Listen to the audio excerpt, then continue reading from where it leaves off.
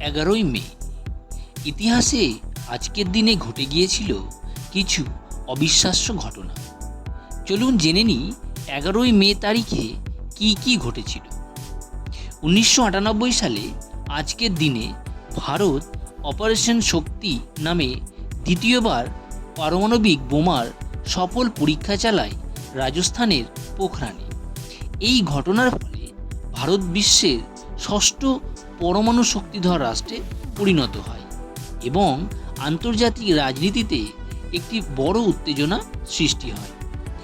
1981 সালে 11ই মে আজকের দিনে বিশ্ববিখ্যাত রেগে সঙ্গীত শিল্পী বব মার্লো মারা যান।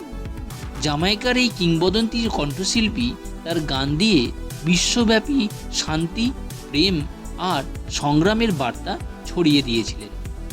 1927 সালে আজকের দিনে লন্ডনে প্রথম স্বয়ংক্রিয় ট্রাফিক সিগন্যাল বসে।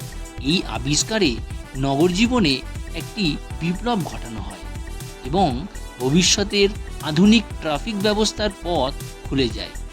1972 সালে এই দিনে বাংলাদেশকে স্বাধীন রাষ্ট্র হিসেবে স্বীকৃতি দেয় পশ্চিম আফ্রিকার একটি প্রজাতান্ত্রিক দেশ সিয়েরা লিওন।